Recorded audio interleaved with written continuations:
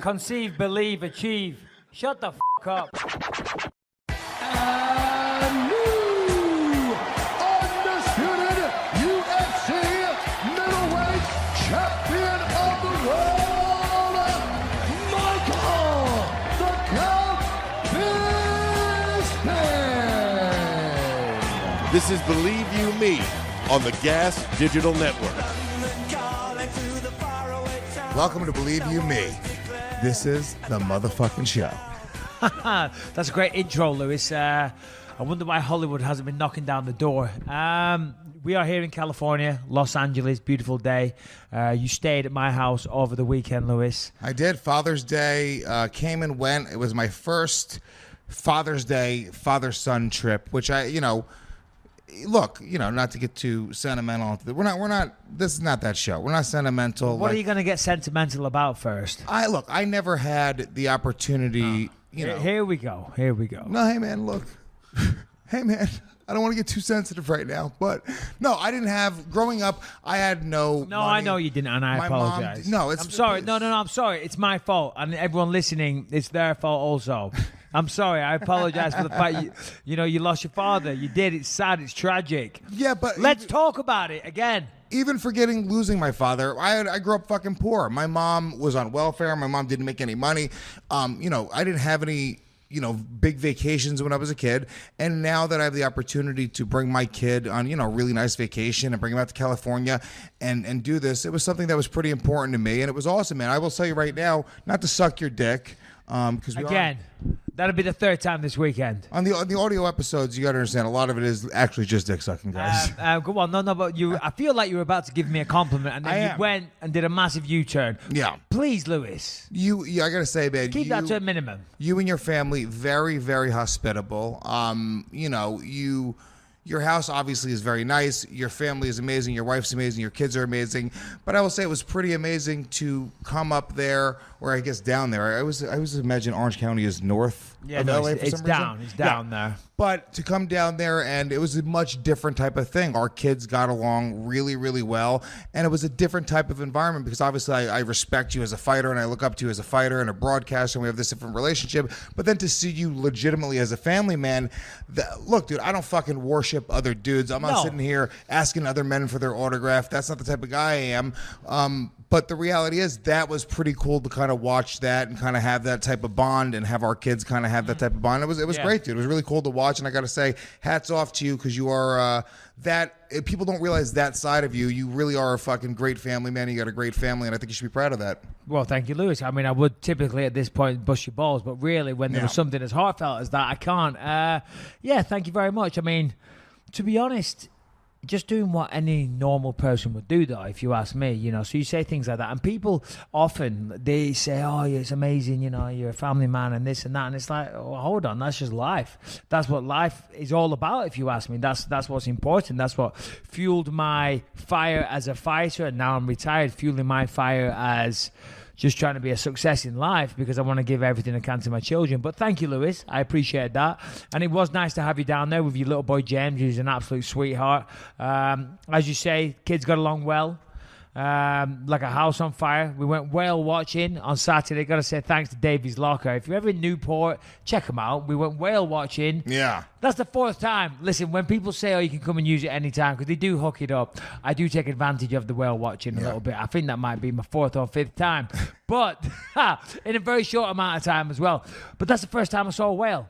Yeah. First time, and it was fucking awesome. And we saw a lot of dolphins. That was great. That was nice. Are we going to say it's a coincidence that I was there and you saw a whale finally? I mean, I don't know.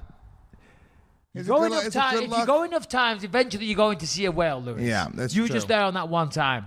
I'm just saying. And then to keep in the spirit of seafood, we went to Joe's Crab Shack afterwards. Yeah. And we got some food. Yeah. We got some crab. And some lobster. We ate some great food. Your family was there. I do enjoy a good Joe's Crab Shack. It's a lot of work. There's a lot of work for very little amount of meat. Crab? It's a lot of work for no meat. Yeah. Absolutely, 100%. And you showed us a nice little technique which made it easier. But still, for the most part, a lot of work for a tiny little bit of meat. Nah. It was good. I enjoyed it. I'm not in a rush to go back. Yeah, look. I am not in a rush to go back. It took a long time. I left feeling full, still hungry. I was definitely still hungry, but I'm trying to diet. You know, I mean, you must be thinking, wow, he's looking really svelte. You know, because I have been, dieting and working out a little bit, Louis. You're Hollywood Bisping. You know, but all day today. yeah, and Joe's Crab Shack, definitely not the place to go if you want to get stuffed. Yeah. You probably burn more calories hunting the food out of the crab than what you actually ingest. Probably. You know what I mean? But it's kind of fun. That's the thing. You know, kids go, you fucking open up the crab legs. It is pretty delicious. Look, dude, I'm trying to get my weight down myself. I've been having a hard time. I went to a place called, me and my son went for Father's Day. After I left your place, we came down to L.A.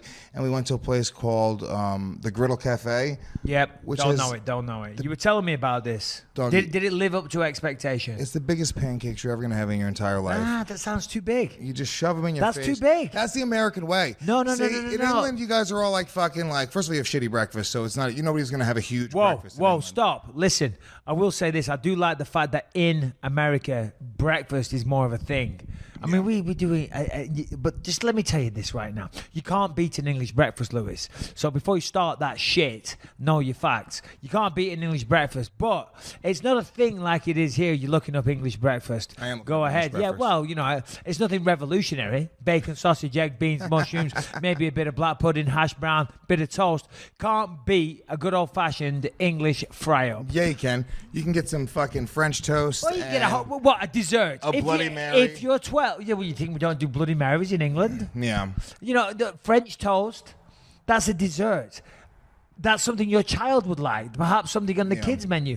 I, myself, being a man, prefer something savory. But I will say this. I do love, one of my favorite things, which is what got us onto this topic, is chocolate chip pancakes. Chocolate chip pancakes are amazing. That's a shitty example of a fried breakfast.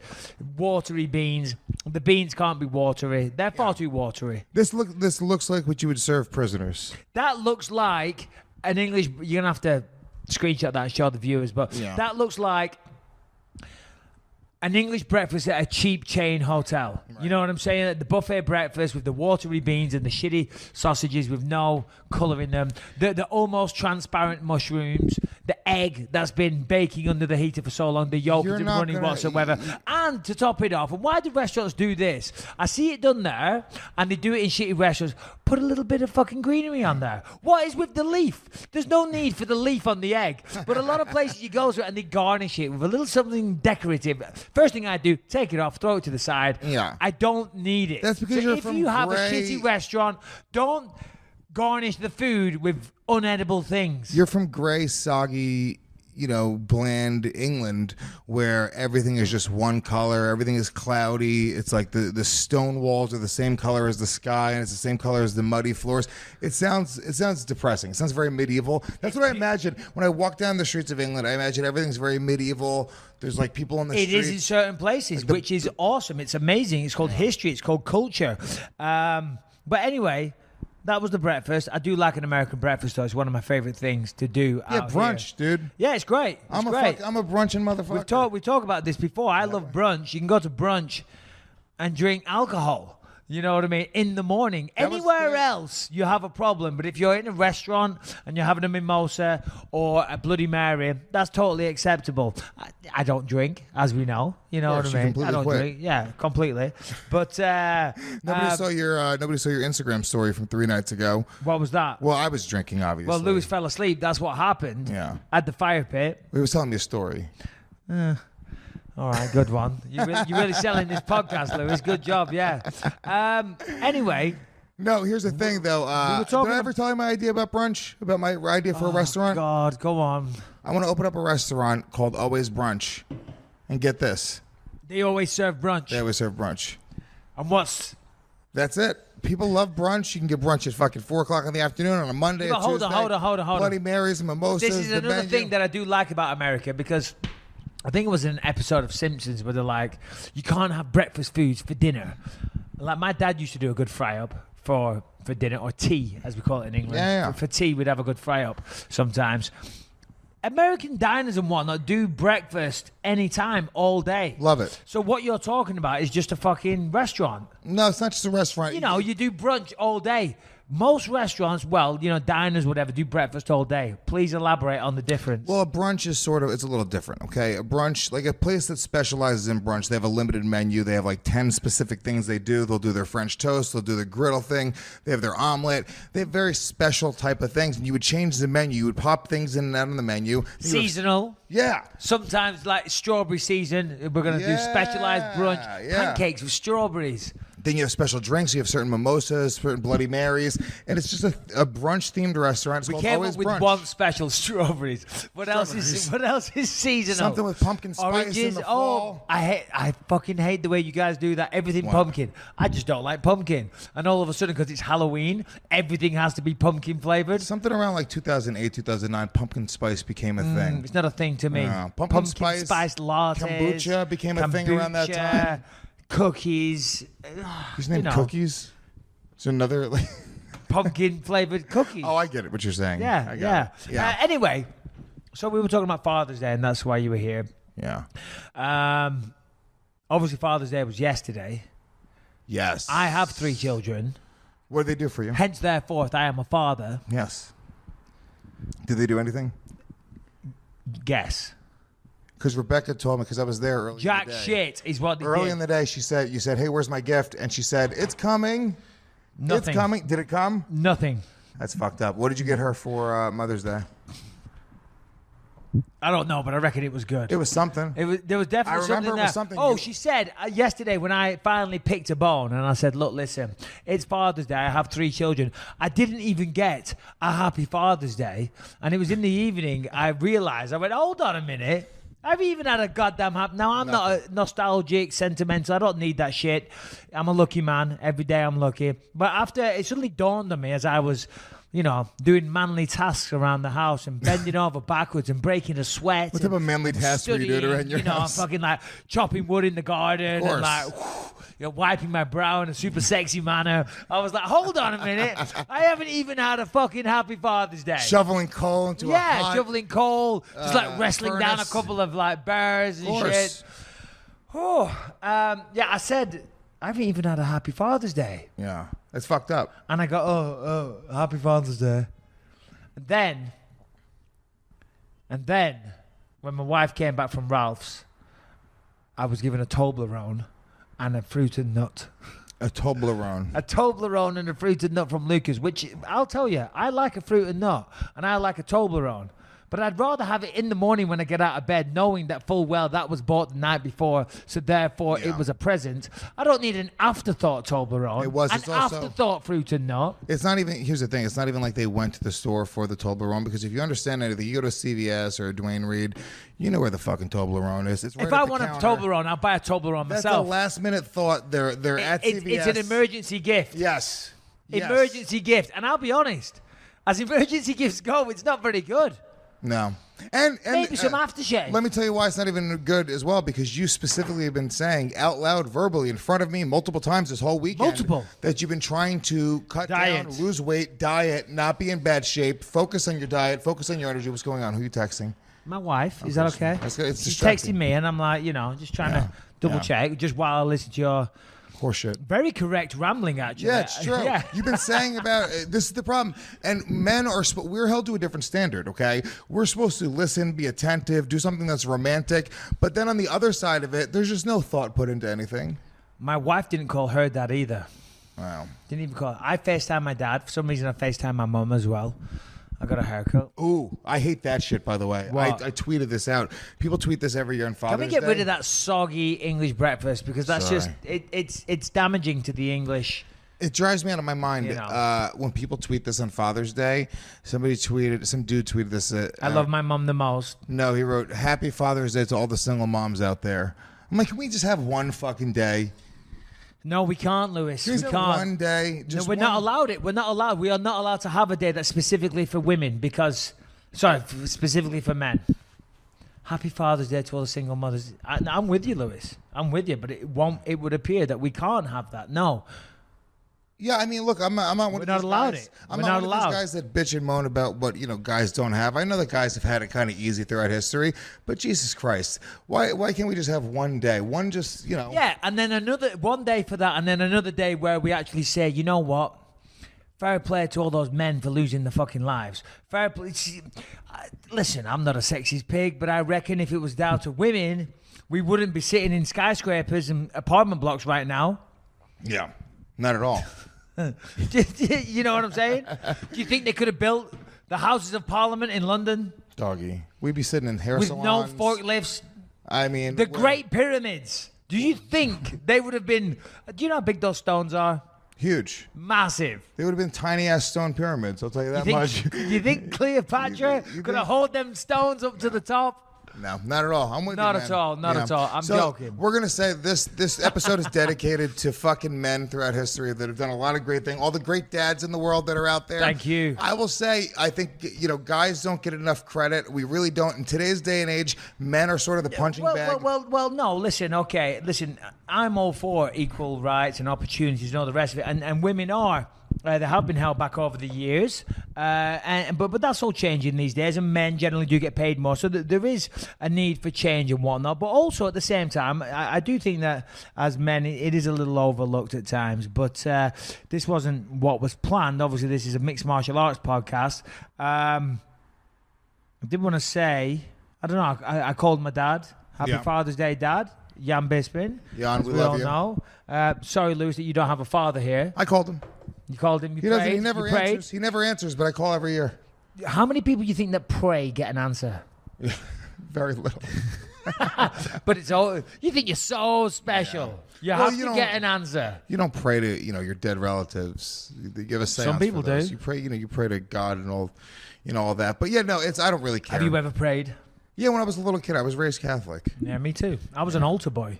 And I had a weird thing. I would feel like they put it into your head that if you don't pray, you're going to go to hell. So even I didn't really believe it. Excuse me, but because I didn't believe it. Okay, you coughed all over me. Yeah, it's not a problem. Just direct it that way next time. Okay. You know what I mean? But because I didn't, anytime I would have a thought of not, like I didn't believe it, I would feel like God is judging me and I'm going to go to hell even more. You know, what happened? No, nothing. I'm just thinking we've just insulted all the women. Now we're insulting all the religious people. We're not insulting anybody. We're being very honest. I know. We don't overthink what we're going to say. So that was Father's Day. You came here. That was great. All the rest of it. What is going on in the world of MMA? Nothing. Is there anything? Because there's no fights. There's nothing going on. We're coming off the heels of apparently a not very successful UFC event. UFC 225, I believe, less than 150,000 pay-per-view buys. Well, that is the report. The report that is doing the rounds on a lot of the websites, and I'll tell you this right now, these websites don't get it right, but, well, I'm sure some of the times they do. But, the reports are less than 150,000 pay-per-view buys for UFC 225, which is surprising. Pardon me, that carbonated drink is making me burp.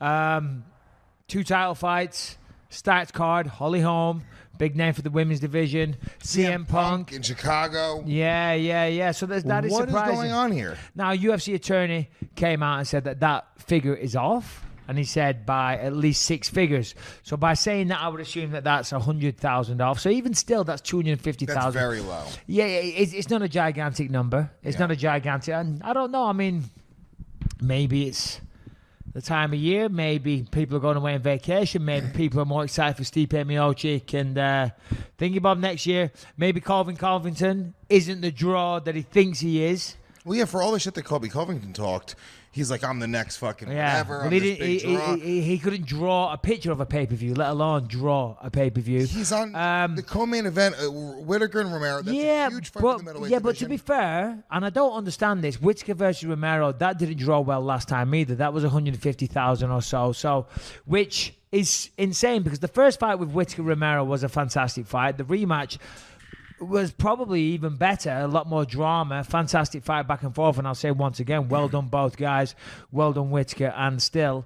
But yeah, I don't know. I don't know what it is. I think the UFC, they spent so long building the brand UFC, right? And it was, I think the Fertittas and Dana, they had this vision of, like, let's really make those 3 letters mean something. And they did this so well for so long. And I feel like there's been a turn, and maybe I'm crazy about this. Maybe you could tell me I'm fucking nuts and I'm wrong right now. I know what you're gonna say. But ever since WME purchased the UFC, I feel like they've been a little bit too short-sighted. They've put so much into Conor. They put so much into, I don't know, just kind of like these big, huge money fights. Even them letting Conor fight Mayweather was such a not UFC move. Hold on. By you saying that, for me not to bring this up or for you to bring it up would get criticism. So what you're saying is that me fighting GSP is potentially one of those situations. Now I know it's not, because GSP is legitimate and he was undefeated, retired champion, and came back and went up a weight class. So there's a storyline there. But that does kind of play into the narrative that you are suggesting somewhat. Sort of, and I'll tell you, yes, the UFC, the only reason I disagree with that is because I believe GSP, having 4 years off, retiring like he did with the belt, beating every man that had ever been put in front of him, I feel like he deserved the respect to come back, and if he wanted to fight for the middleweight title, they should have given him that fight. Yeah, no, for sure. Whether it was you or not. And I'm not trying to steer the conversation towards me. I would be remiss if I didn't mention that, and I would also be somewhat blind to the obvious if I wasn't to mention that. I felt that had to be mentioned there. But listen, your theory there, and again, obviously I work for the UFC. I'm loyal to the UFC, so I've got to be careful what I say. I don't know if I agree with that. Listen, at the end of the day, they know what they're doing. They just signed a massive deal with the ESPN. They're certainly not hurting financially. Listen, that didn't sell as well. I don't think, there's necessarily one thing that you can pinpoint it to. Maybe Covington no one cares about. Maybe Dos Anjos people aren't sold on him being a legitimate title. Maybe they look at the interim title as like, well, hold on, it's not a real title fight. Maybe Whittaker and Romero aren't draws, which they've proved before. So I think all them things together. I just think that. And CM Punk, I think the thing with CM Punk, I think all credibility that he had as a mixed martial artist and a potential draw, that went flying out the window as soon as Mickey Gall choked him out. You know what I'm saying? Of course. So then people are like, hold on a minute, listen, he can't cut it. He got his ass kicked off someone called Mickey Gall. Now we know Mickey Gall is a legitimate fighter and will have a great future in the sport. But, to the average Joe, they saw CM Punk get fucked up. So the WWE fans that don't necessarily tune in, they're like, I'm not wasting another $60 to get an ex-WWE guy get choked out again. So I think maybe banking on that wasn't smart. So, I think I just listed a few very good reasons, Lewis. You're right about a lot of those things, but I think it has more to do with the fact that the UFC put so much marketing and so much behind people like Conor, so much behind people like Ronda Rousey, Brock Lesnar. They put so much into those guys specifically, and then I feel like it used to be it didn't matter who the main event was. It was 5 fights on the entire card. It was a UFC card. It didn't fucking matter. It was always about it just was UFC. And now I feel like if you don't have one of those huge names on it, now people are like, yeah. But hold on a minute. Listen, I was going to move on then, but I've got to say, you're comparing it back to a time when there was 5 UFC events a year. In the early days, that was it. There was, so people they were clamoring to see them. Rightly or wrongly, there's a UFC event most weekends. We're actually talking about the fact that there's not a fight. That was a talking point at the start. So, well, no fights this weekend. When there's a fight nearly every weekend, then of course the ones that stand out are the ones that have the massive stars. Yeah. That's why generally they're on pay-per-view. Talking to John Jones, you see there's rumours him coming back and facing... Brock Lesnar. Him coming back and facing John Jones. Yeah, they've been talking about that for a little while now. What do you think about that? Do you think there's any truth to it? I do. Absolutely. I think, John Jones, if he gets cleared, which I don't know, it's looking more and more likely that he will, he'd certainly take that fight. Of course he would. That would be a massive pay-per-view fight. Brock Lesnar... It's another big fight. He can't fight for the title. It's probably bigger than a title fight for him to face John Jones. I mean, that's a legit super fight. John Jones, disgraced former champion, comes back from suspension, faces a monster like Brock Lesnar. That's captivating. I'd watch that. Yeah, I think everyone would watch it. Yeah, exactly. But I think it once again falls into the line of, what is the point? But so what? I want to see that. Can you I just said. Can I tell you so what? I'm telling No, you. no. So you're gonna say so it's detracting from the actual sport, okay? But Not John Jones, detracting just from the sport. John Jones is suspended. Brock Lesnar is suspended. So it's not like it's affecting any kind of rankings or position affects for the title or anything like that. That's just a dope fight that people want to see. It's why people aren't interested in seeing legitimate fights like Romero versus Whitaker. I think because the UFC, maybe. they've been setting up these huge, crazy fights. Just and I feel like that's their focus. They're looking for their next big fucking whoa, how can we fucking smash it out? I think it becomes. I don't know. I just think that's one of the reasons why we're kind of looking at some of these other fights dip. So, all right, let's talk about LinkedIn really quick. You guys know this. A business is only as strong as its people, and every hire matters. So do not settle for posting and hoping the right person will find your role and apply. Instead, choose LinkedIn. LinkedIn is more than the world's largest professional network. It's also a better way to find great talent. Think about it. How often do you check job boards? For most people, it's a pretty occasional thing. But there is a place where people go to daily to grow professionally. That is LinkedIn. 70% of the US workforce is already on LinkedIn, and 22 million professionals view and apply to jobs on LinkedIn every week in every industry.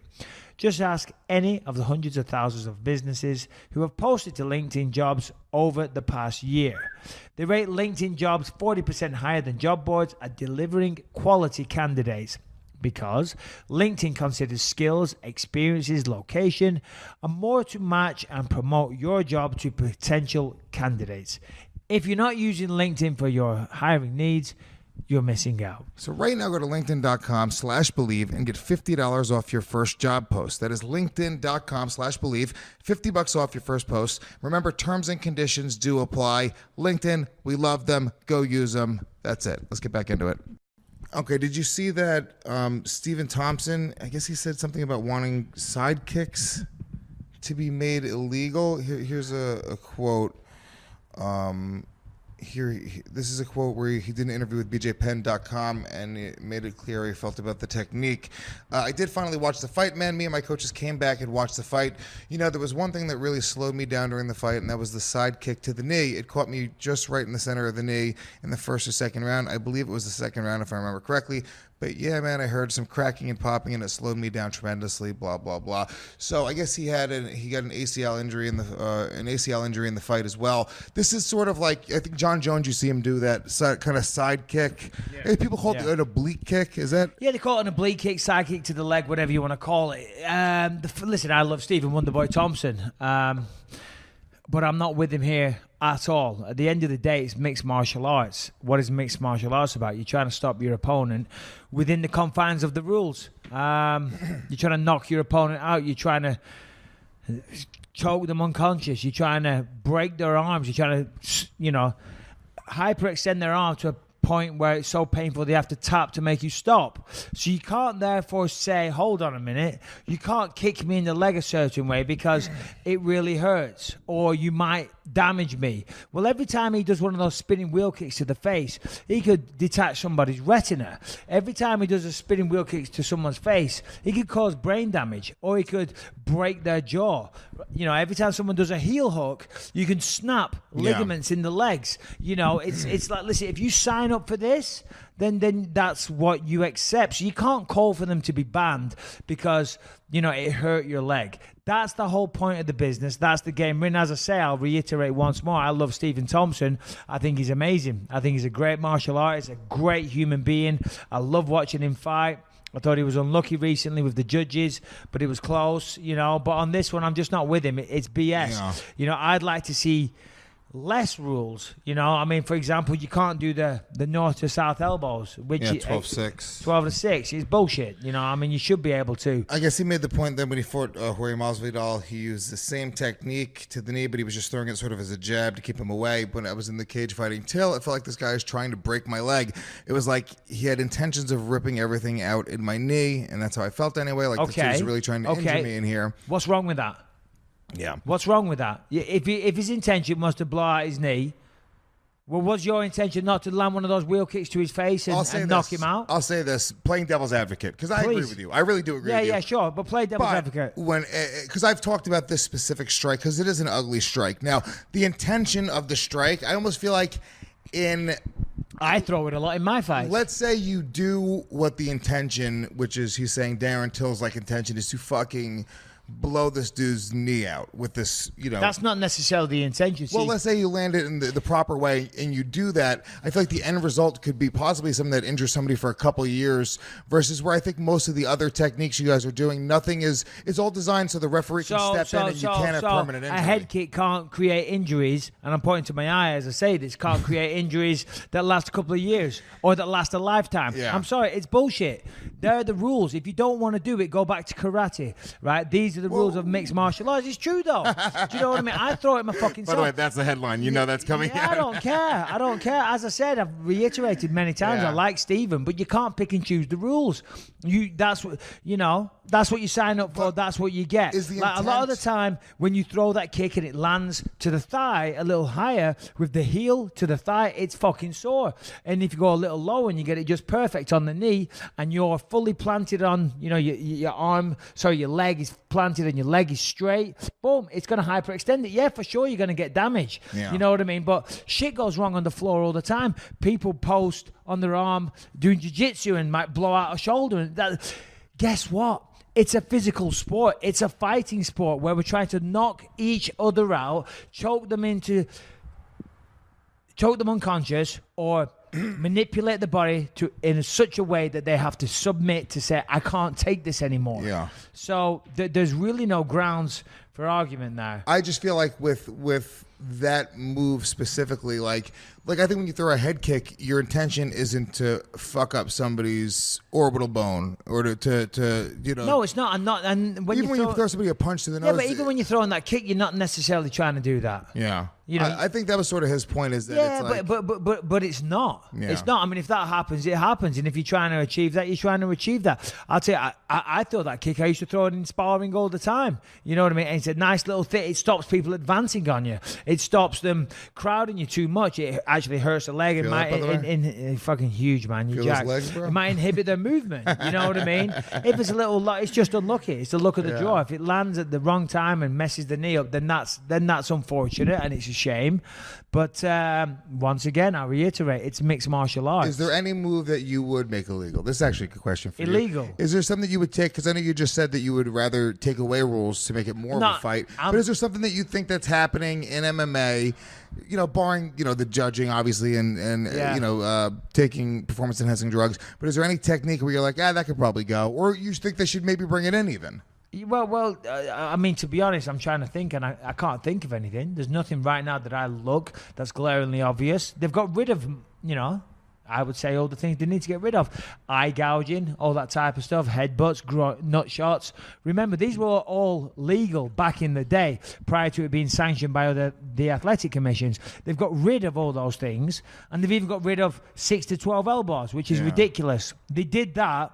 They got rid of 6 to 12 elbows because a commission member saw a martial artist breaking sheets of concrete or blocks of ice. Yeah. And they were like, whoa, that's far too powerful. What you could do We've to got a to get human rid being. of that. Yeah. It's ridiculous. So, no, to answer your question, no, there isn't. Yeah. And Go on. What about things like soccer kicks? Would you include them, or you think this is fine? Soccer kicks? No. Listen, I don't think soccer kicks are necessary. I like the fact they're not there. I also think with soccer kicks still allowed, would the sport have still been as successful as it is? Because people see that it is very graphic, very violent. I remember watching Pride back in the day and thinking, whilst it's awesome to see somebody diving through the air and stamping on the forehead and doing soccer kicks, you're like, holy shit, this is hardcore. Would the sport have reached the popularity it is today? I don't know. So no, listen, I'm pretty satisfied with what is allowed and what's not. Yeah. What about when you started? Was there like shit that you were doing? What year did you start? MMA 2000. Well, what we call MMA. I was doing a thing called Knockdown Sport Budo, which was MMA. We just didn't know it was MMA against grown men when I was 16 years old. I was going down to Nottingham. Bare fist. You can find it online as well, actually. Oh, I'll have Shannon pull it up in the background while we're talking here. Yeah, but we didn't know it was MMA. We used to call it Knockdown Sport Budo. Was but legit MMA as we know it today, 2003. And were the rules the same? It wasn't unified. It wasn't the unified rules back then. So was there anything they were doing we used to follow the the UFC rules because there's no athletic commissions in the UK. That is very annoying. There's blinds. Yeah, I'll flapping all over the place. If you want to shut the window, I'll go do it. It's your place. It's not mine. We're in a very nice Airbnb right now. No, I know, but that's very annoying. I know it's not the Chateau de Bisping, which was incredible. Yeah. Why you gotta get all fucking? No, it is nice. Yeah, we had to aerate the room a little after you left. It was a little smelly. And, we had to burn the sheets and and disinfect Alfie. I'm joking, by the way. Where were we? No, unified rules. There's no athletic commissions in the UK, so we just followed the rules that we had. The UFC had. Night, buddy. Good night, James. This is little James here. You want to say good night to all the Believe in Me fans? Good night. Good night, James. Hey, tell the world how amazing Michael Bisping is. You just say he's amazing. He's amazing. Was Michael Bisping really cool? We went to his house. Yeah. What'd you think of his house? Good. Was it fun? Mhm. What was your favorite part? Michael Bisping. Yeah. Yeah. You think Michael Bisping was your favorite part of his house? That was the favorite bit. Come on, James. You're a smart kid. Yeah. Are you being silly? Mhm. Okay. Goodbye. All right. Good night. Good night, James. Good night, Bear. Bye-bye. We're going to See, this the soft side of Louis J. Gomez that you don't see. yeah. Yeah, well done, Louis. Well done. Well done. Yeah, I'm gonna hit him in a few. Yeah, God, that I'm gonna go in there. I specifically said if that little shit he interrupts shows the his show, face on this podcast, I'm gonna go mental. Dude, I'm gonna. Just because Lucas had to come on a few weeks ago, you had to try and one up me. I did. Bring him on in person, give you a hug, say I love you, so Dad. touching. Yeah. He's not even my kid. I paid that kid. It's a midget from Hollywood I Boulevard. thought he didn't look anything like that. Yeah, I just found a little person and he came in, gave him $50. Support for today's show comes from bookmaker.eu. With over 30 years of experience, bookmaker.eu is your trusted online bookmaker for all your betting needs. Bookmaker.eu offers live, in-progress betting on every major sporting event, including World Cup matches and more. This allows you to wager on the game uninterrupted from start up until the final whistle on your mobile device or desktop. Bets are graded within seconds and your account is credited instantly. Plus, you can cash out your winnings same day with zero fees. No wonder Bookmaker has been mentioned in many major sporting outlets, including the New York Times, Forbes, SB Nation, ESPN, CBS Sports, USA Today, and is known by the pros as where Vegas goes for the opening line. So, how do you get involved? Very simple. Visit bookmaker.eu/Bisping today to join and claim your welcome bonus of up to $1,000. Wow. Yep, seriously, $1,000. That's bookmaker.eu/Bisping, Bisping, to join and claim your welcome bonus of up to $1,000. US bettors accepted also. All right, let's get back into it. All right. What else have we got to talk about? What else? There really is no fucking MMA news at all happening right now. What's the next fight? Well, Stipe versus. Well, we were going to talk about. It's weeks away. Yeah, it is. Well, it's like 3 weeks away. It's not that far away. How is that the only fights that are happening between now? That's impossible. Well, no, I'm commentating the Dana White Contender Series tomorrow night. Yeah, that's right. Yeah, so there's fights going on Fight Pass. Check them out. I will be commentating. Did my first week last week. It was a lot of fun. Really, really enjoyed it. Great fights. Greg Hardy, ex-NFL star. He fought another NFL guy called Austin Lane. Knocked him out cold in the Wait, first can you round. say this? Yeah, it's already happened and aired. Oh, it aired. Okay, it aired. good. Yeah, Jesus Christ. So no, Greg Hardy, big guy, 6'5", 265 pounds. Austin Lane, again, 6'6". He'd had about 4 professional fights. Greg Hardy was his MMA debut, professional debut. Dude, he knocked him the F out. Yeah, so that was his. So he's had a bunch of. He's had some amateur fights. You don't need to look it up on YouTube, Lewis. I did hours of research on this, but if you want to Google it, I like can tell you pulling up in the I can tell you background. right now, he had 4 amateur fights. This was his professional debut. Austin Lane had 6 amateur fights, 4 professional fights. In total 10 fights. He had the experience advantage. I actually gave the experience factor to Austin Lane, but he still got knocked the fuck out. Greg Hardy, somewhat controversial NFL star. He was involved in a domestic violence lawsuit, kind of got kicked out of the UFC. Or NFL. Pardon me, NFL. He should be earning $10 to $15 million a year, from what I understand. In the NFL, really? Yeah, that's what he would be earning. But now here he is trying to get a. Well, I pull up the fights because I like to, in my profile, watch what we're That talking is not the about. fight, I know though. it's That not. is not the It's fight. his third amateur fight, which I know. Who? Austin Lane? Greg Hardy. Yeah, okay. No need. Are you commentating Greg Hardy next week? Has the fight already happened? I like to be able Is there to- any ref 1-2? Missed with a 1, landed the 2. Yeah, I like or to the be way able to around? know who we're talking about. I've never seen Greg Hardy fight. Right, and he's a big beast. I was imagining a giant white guy with a beard. So now that I see that it is Or he's a obviously... giant black guy with a beard. Yeah, Same so- thing. Yeah, I need to be able to... This is him right here. Yeah. Yeah, that's another thing, dude. When you get this fucking big athletic dude, guys that are in the NFL, No, dude, he was a beast in the NFL. heavyweights. It's not like these aren't guys that have like crazy technique. So you get a guy who's like an NFL guy Dude. who can throw hands as Let it me is. tell you. So, as I said, he was fighting another NFL guy. So another big, strong, very athletic guy. He hit him with a right hook, and he spun the other guy around in a circle. And he actually had his back to his opponent. If you hit me, I was like, ding. And he was dazed with his back to his opponent, pretty much out on his feet. And then Hardy walked up, boom, left up as he had his back to him. Oh, vicious knockout. So the UFC now have signed him to a development deal, I believe, where they're going to take the time with him. Of course, that was his first professional fight. I think throwing him in the deep end with some of the heavyweight elite won't be a smart move. But here's a guy that was in the NFL. He's very famous. People know who he is. He's athletic. He's obviously a mean motherfucker because that knockout was heavy. So he could potentially be a really big star for the UFC. So they're going to take the time with him, get him some training, and match him up appropriately. So could be a big force in the heavyweight division.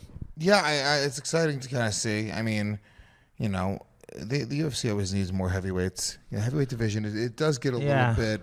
It's always been sort of the thinnest division. I'll tell you what. Doing this contender series again, I'll be there tomorrow night. Check it out, Fight Pass. But it's a lot of work. It's a lot of research. You know, you gotta. I mean, of course, if you commentating the UFC event, some of these guys are more, you know, the household names, and you just know them. You know, the main card of UFC 225, I wouldn't need to do any research because I know them all. These guys, of course, they've never fought in the UFC. Some people, you know, he hadn't even had a professional fight, but you got to go away. You got to look them up. You got to be able to talk about them. You got to know them. You got to know the backgrounds. So all the commentators at the UFC, you know, shout out basically. Even John Anik, the bastard. Even your boy John Anik. Even my boy John Anik, who were good, by the way. You guys water under the bridge squashed it? No, we're good. But they do a tremendous amount of research. And it's been an eye-opener, man. Yeah, so I spent all day yesterday, all last week. You know, I'll even do some more when I get home tonight. Is it exciting Cram for a you little at bit all? in the morning. Say again. Is it exciting for you at all? Yeah, of course it is. Yeah. It's great. I love it. It's nice. You know, after spending a lifetime training martial arts, fighting in the UFC, that being my bread and butter, to now, from the moment I retire, to immediately go into talking about the fights and sharing some of my knowledge and giving my perspective on it. Yeah, I like it. Yeah, I would feel like it's. Is it hard at all? Because you just retired. I don't think so. Not hard as from a standpoint. Not of challenging. Like, challenging. I'm saying, is it hard? Like you're kind of watching these dudes do what you just stopped doing. No. Is there any part of you that's kind of going like, "Fuck"? Dude. No, not in the slightest. This is what people don't understand. You know, for when you're fighting as well, people will say, "Wow, is it hard? Is it hard?" You know, oh God, it's like, well, one, nobody forces you to fight. It's a choice. We're not prisoners. We're not slaves. This isn't ancient Rome. We do it because we enjoy it. The money's good, you know, and it gives us freedom with our life. We're in control of our life. We're not working for anyone per se. Same thing with retiring. No one forced me to retire. And I, you know, and it's only been a few weeks, but sitting there and calling the fights, there was not one part of me that thought, oh God, oh, I wish it was me. Right. I'm happy with what I achieved. I had a fantastic career, and now I'm moving on to other things, you know. So, yeah, to answer your question in a long roundabout way, no. Yeah, I think a lot of people, it kind of reminded me when you said no one forces you to fight or no one forces you to retire. You hear this a lot about kind of like UFC pay and about how the UFC sort of like they should be paying their fighters more. And I always feel this way. I'm like, no one has to fight. Yeah, you know, for if sure. you want to make a lot of money, if you want to make a lot of money, you probably shouldn't get into prize fighting. Because the odds of making a lot of money in prize fighting are very, very slim. That's why when people say to me, they say, oh, do you want your son to fight? Callum, great wrestler. I've done pads with him ever since he was a little kid. So, listen, has he got sparring experience? No, but he has the mechanics for striking. He can throw mean kicks. He's got good combinations. And he's a stud wrestler. He's ranked number 4 in the country. And if anyone's listening from the UK wrestling team, give me a shout, get in touch, because Callum Bisping is going to wreck shop for Team UK. But anyway, people always say to me, do you want your son to fight? And I said, no. I mean, if he wants to, I'll support him. But you just said it perfectly yourself. It's a very, very tough business.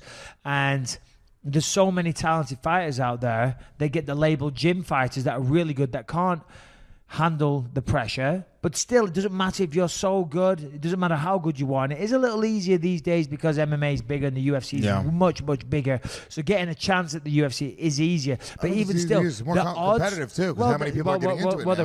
there is that, but they do need fighters. Yeah.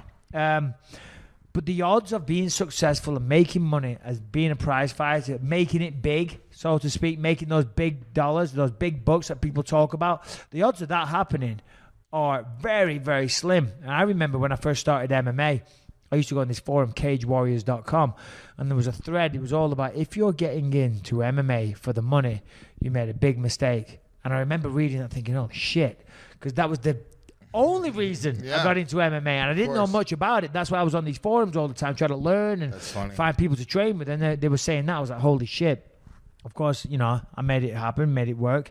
You know, I had a decent living. Would have liked a bit more, but everyone wants more. But yeah, making money out of MMA or any sport. You know, you could say football, you could say soccer. You know, football. You could say I'm going to be a professional football player. The odds of that happening are very hard. Yeah. The odds of being a successful UFC fighter are very hard. Odds of being a successful NFL player are very hard. Do you know why they get paid so much fucking money? Because A, they're very special, and B, it's hard. There's tons of competition. Everybody wants that. Yeah. You know? It's not supposed to be easy. Yeah, not at all. And the reality is, I think it's weirdly fair. You know, the entertainment industry, you know, in general, we say this with comedy, fighting, whatever it is, you know, the reality is I talk into microphones, and that's what I do for a living. Yeah. And I don't think that I'm this fucking brilliant comedian. I don't think that I'm this brilliant broadcaster. You know, I mean, the reality is I'm really good, and I work hard at it, and I think that that's very fair. I look at kind of like my career, and I go, I make money by just talking shit with my friends. Is there anything more fair than that in the entire world? I mean, but it's like everything. You had to work your way up. And I want more everything money. in life. Like to say I deserve more money. Sure, I should get twice as much money as I get paid any time I do a comedy spot. You know, but the reality is, you know, you can earn it. There's an opportunity for all of us to kind of achieve that level of greatness. But you started off doing open mic nights, right? Probably for free. 10 years I made no money. My first professional fight was for free. You've got to work your way up, and people want that. They want that shortcut. They want to earn money right from the start. Yeah. Well, if you don't love it, you're fucked. And if you expect that, you're fucked. You know, and if that's your goal, I think it's going to... Look, it can be your goal to make money. No, of course. It was my goal. But that's the only reason I went into it. But you've also got to go into it with realistic expectations and know to get to that point is going to take some time. Money is like a byproduct of greatness, right? So if your goal is instead to be great, like, you know, whatever it is, comedy...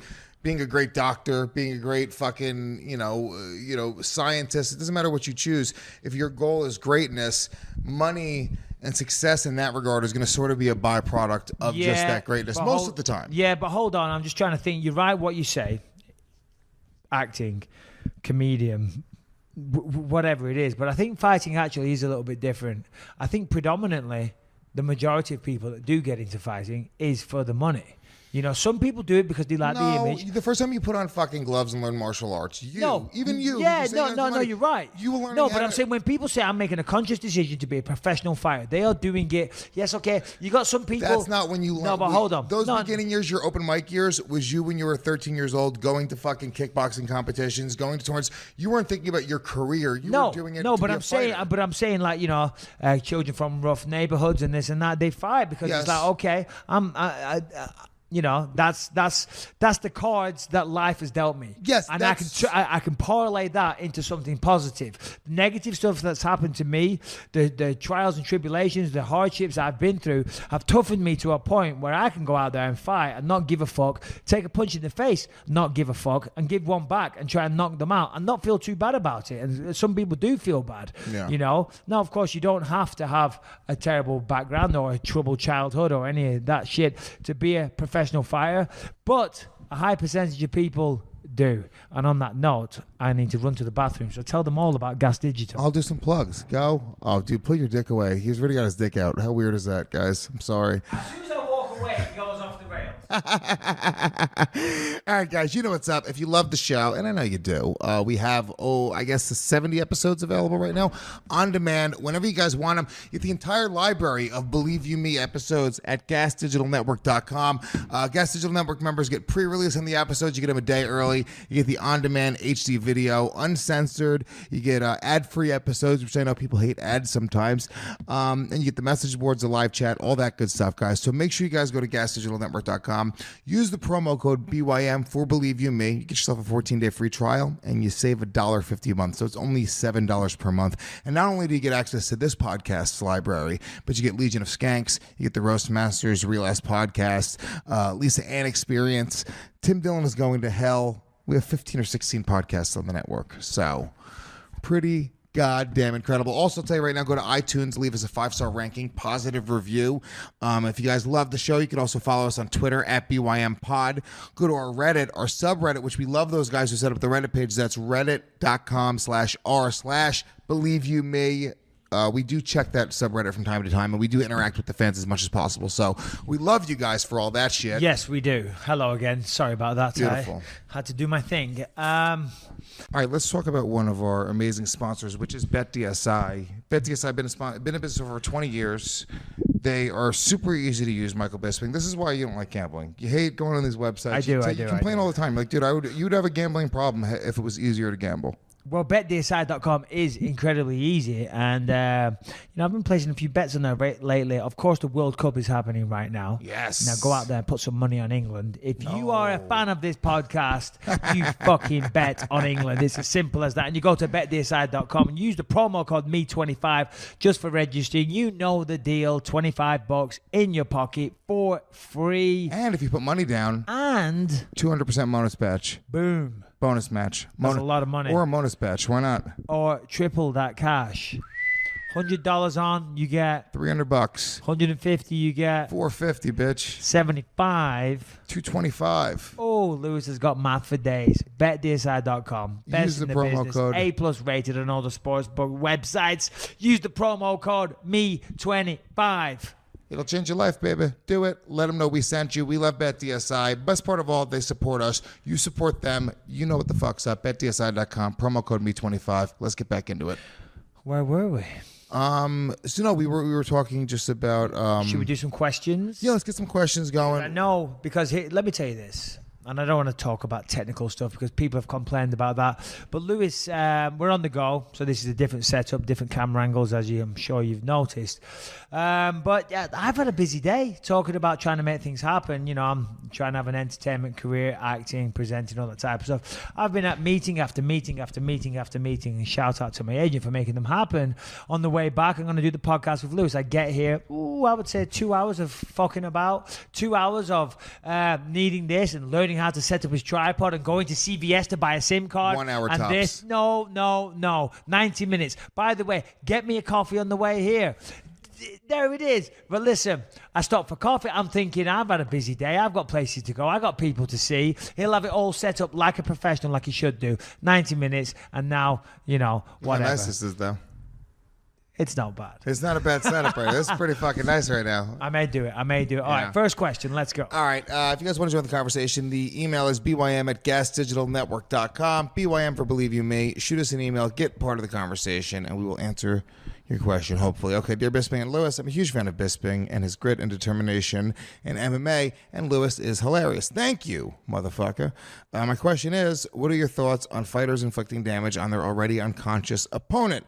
The famous example recently was Ngannou striking Overeem one last time, despite Overeem clearly being out. The most famous example, though, is Dan Henderson driving the elbow under Bisping at blah, blah, blah, 100. Yeah. And I wonder how Bisping felt about this. Are fighters like Dan Henderson and Ngannou just caught up in the moment, or are they assholes for trying to do extra damage? No. In short, to answer the question, who sent that in? That was from Kevin. Kevin, thanks for the question, Kevin. Edmonton. And remember, guys, send in your questions. People ask me all the time, how do you feel about Dan Henderson jumping in with that second blow at UFC 100? And honestly, I have no issue with it whatsoever. And I never have. It's not like I've mellowed on it over the years. I've never. Just like I said before, that Wonderboy can't complain after the fact about those side kicks to the leg. You know, if you decide to sign up for the fight, what will be, you know. Unless they're on steroids, then I have an issue with that because you don't know about that. You don't know your opponent is cheating, but I don't want to go off on that tangent. So Dan Henderson hit me with that big shot. I was out from that one. I went down. He dived through the air, massive forearm to the face. After that fight, I was so out of it. You know, I've told the story before, haven't I? I think I didn't know what was going on. It took a while before I came to my senses.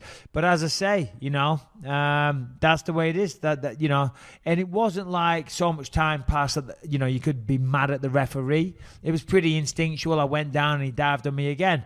You know, and who knows? Maybe I could have, you know, hit the deck and that brought me back round and got back to my feet and won the fight. You know, he's just trying to do what he's trying to do. He's trying to win the fight. And his instincts, he hit me with a good shot and he dived on, and God bless him. Do you think there's any part of him that was like, oh, now time to get an extra shot in, you know, after he's out? Or do you think he's just kind of... Maybe.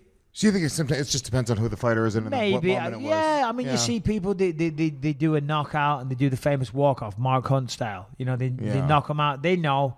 For the most part, you know when you've landed that. I've heard that shot. before. I heard that, like, you know it. You feel it in your hand. Yeah, you feel it in your throw body. it and you're like, ooh, you get that connection. You're like, holy shit. Like when I dropped Rockhold, I was like, I knew. But then he got back up, God bless him. I thought, well, I have another one. So maybe I should have done a Henderson and dived on it. But no, I'm glad he got back up because I got to give him another one. Yeah, take that, you bitch. So yeah, you can't be mad at them. It's the way it goes. You sign up for it. And that's that. What's next? That's really funny.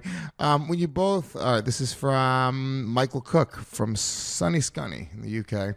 Scunthorpe. Scunny. Do you know what I was thinking about recently, and I don't know why this came to me, and this is partly one of the reasons why I love the UK, and of course every country in the world is steeped in history, but I was you said Scunny there, and it made me think of this. I don't know why, but I was thinking, I saw something about Hartlepool recently, and I thought you'd like this. There's an area, a town in England called Hartlepool, and anytime, because I used to work on building sites, and anytime we met someone on a building site that was from Hartlepool, we called them monkey hangers, right? He's a monkey hanger.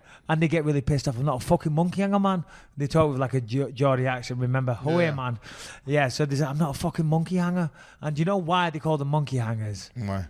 Well, long story short, because they hang fucking monkeys. But you could have guessed that one, Lewis. But the story is that during the Napoleonic War, I'm going to say the 1500s, if my memory serves me right. A ship, a French ship got shot down or whatever with cannons, whatever, I don't know, whatever happened, and all the soldiers got killed, and they had a monkey on there dressed in a French uniform, and the people of Hartlepool had never seen a monkey before, and it obviously couldn't speak English, and they thought it was talking French, and they thought it was a French spy, and they hung the monkey in the town centre. That's the legend. I swear to God. Yeah. So anytime you call someone a monkey hanger, they get pissed off because you're basically inferring that they're stupid. They're idiots, but I just think it's a hilarious story. And when you said Scunthorpe, it made me think of that. I don't know why. But anyway, there you go. Off on a tangent. Little history lesson for all you Americans out there. But what is the question from our friend in Scunthorpe? Okay, our friend Michael Cook in Scunthorpe wants to know, when are you both coming to the UK to do a podcast? And will it be live in a theater or something? And if so, can I have a ticket? Or will it be in a studio? And if Shannon wants taking out for some bangers and mash, I'll happily oblige. So yeah. I don't know is the answer to that. I mean, we'd like to do it at some point. We've spoke about it, but I don't know. Maybe at some point in the future. We're going to. 100%. Yeah, we're going to at some point, but you know. I'm doing a tour this fall. I'm doing it all across the country. I'd like to make London a part of it. I would like to make. Let's cross our fingers. Maybe we could do something this fall. Yeah. It's not that.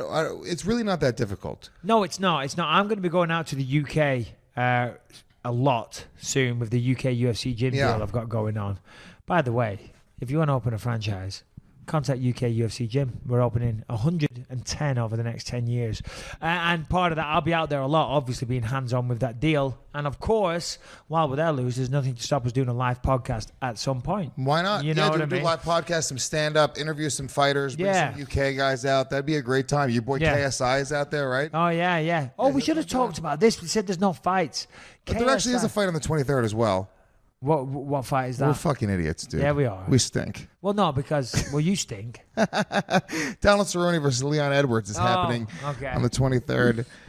No, but KSI, the YouTuber that I was talking about recently, he's fighting another YouTuber, Logan Paul, and they're expecting something like 100 million people to watch this.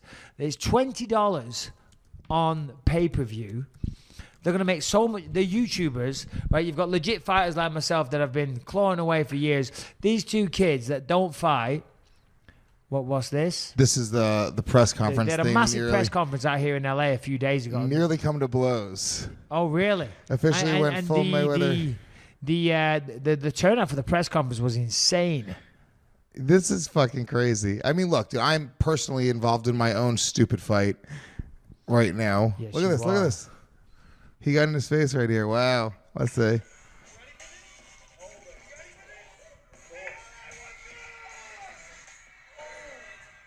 Yeah.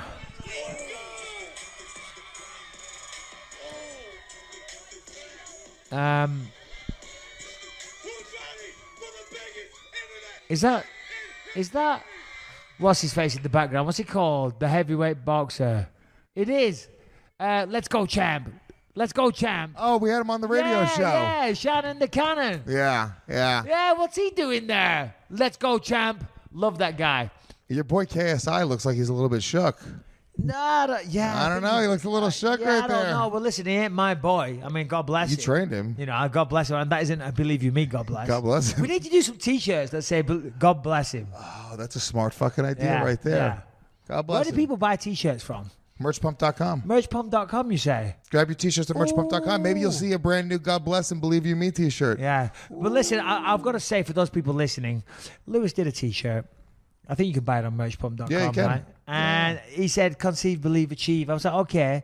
And he said, we're going to put shut the fuck up on the back. And I said, don't. Yeah. Don't. Yeah. But you did. Yeah. But I said, don't. Sometimes you don't know what's best for you. Yeah, but you can't. For one, I'm not going to wear a shirt with my own face on. But You if wore I it wanted last week on the show. to commemorate the release, and it was a big deal. 5 months ago. To commemorate, well, first time I fucking got one. Oh shit! They're actually coming to blows. Shannon the Cannon in between. They coming to blows? Let's see. Let's go.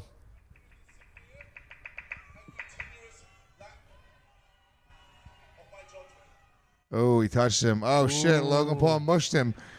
Oh, what was that? Oh, it's fake. What was that? Oh, that's not real. He ran into him. KSI, buddy. We did some work at the Performance Institute, and running into them was certainly not one of the techniques that we showed. So KSI, come on, bro. You not only representing Team UFC now, but you're representing the UK. Okay. Now, this Logan Paul looks like what's he called? The Guy the from Wedding brother, yeah, Crashers. flat nose. Yeah. Owen Wilson, yes. He looks like a poor version of Owen Wilson trying to be Conor McGregor. Epic fail on all fronts. But KSI, come on, take this guy out. Do we have one more question before Let's we get wrap one more this up? question. One more question. Because I got to go home. I'm going to drive all the way down to Orange County, finish prepping for Dana White Contender Series, get out of bed in the morning, fly into Las Vegas, do the show, get on a plane, fly back, go to bed. It'll be late. Get out of bed, drive to LA, and do the old Tough Talk. So it's a non-stop schedule, Lewis. So that's why when I said before, I expected this shit ready. And by this shit, you can't see it. It's not an elaborate setup. It's a camera and a tripod with a SIM card in. No SIM card. 25 Couldn't minutes. work. Just to figure out the tripod. It was 30 minutes just to figure out the tripod. He had to go to YouTube and watch a YouTube video on it, and then once he figured out on the YouTube video how to do it, I had to enjoy 5 minutes of him going, "Wow, look how good this tripod It's a nice is." tripod. Going on about the tripod, a I'm like, Siri tripod.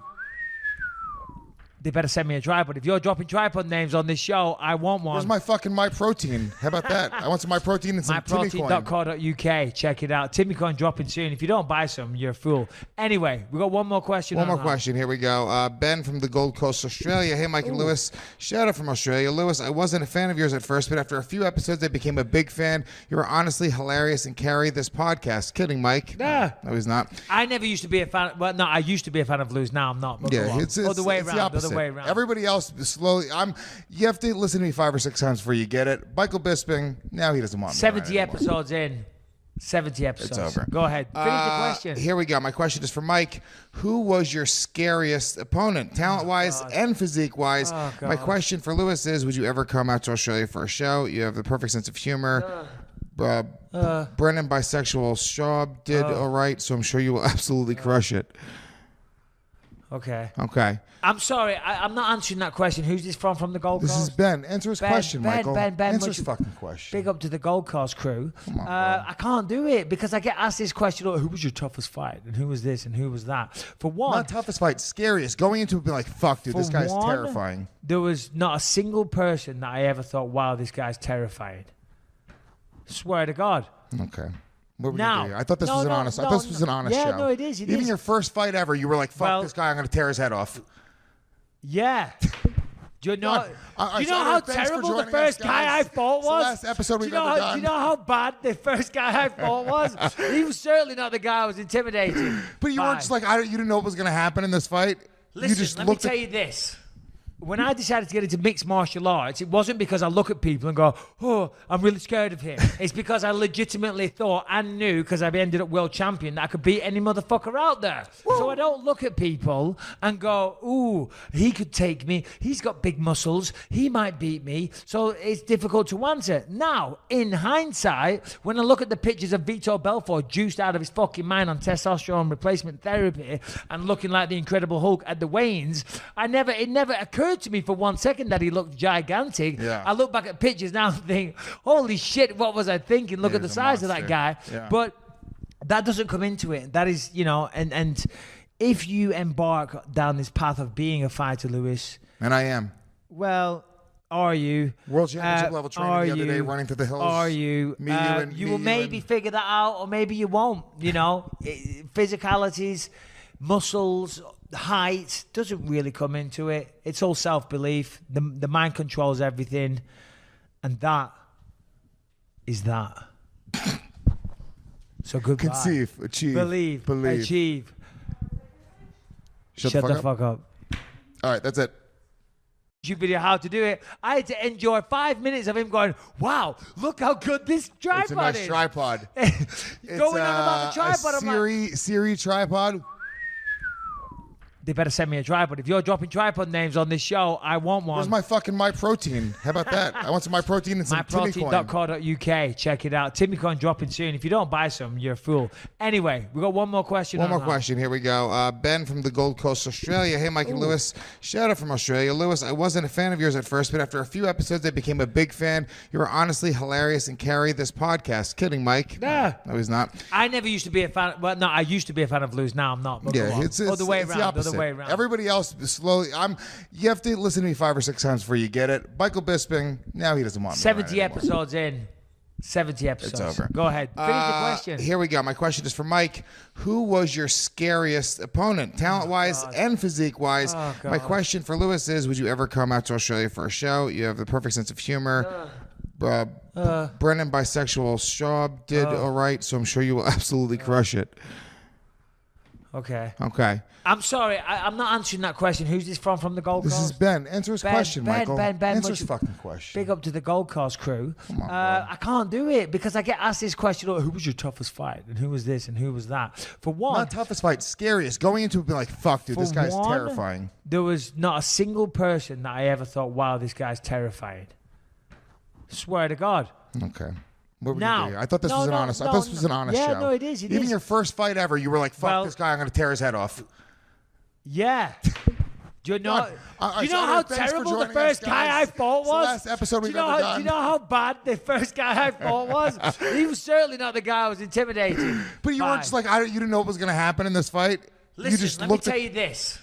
When I decided to get into mixed martial arts, it wasn't because I look at people and go, oh, I'm really scared of him. It's because I legitimately thought and knew, because I ended up world champion, that I could beat any motherfucker out there. Whoa. So I don't look at people and go, ooh, he could take me. He's got big muscles. He might beat me. So it's difficult to answer. Now, in hindsight, when I look at the pictures of Vitor Belfort juiced out of his fucking mind on testosterone replacement therapy and looking like the Incredible Hulk at the weigh-ins, it never occurred to me for 1 second that he looked gigantic. Yeah. I look back at pictures now and think, holy shit, what was I thinking? Look at the size of that guy. Yeah. But that doesn't come into it. That is, and if you embark down this path of being a fighter, Lewis. And I am. Well, are you? World championship level training the other day, running through the hills. Are you? You will maybe figure that out, or maybe you won't. Physicalities, muscles, height doesn't really come into it. It's all self-belief. The mind controls everything, and that is that. So goodbye. Conceive, achieve, believe, achieve. Shut the fuck up. All right, that's it. Achieve, believe, achieve. Shut the fuck up. All right, that's it.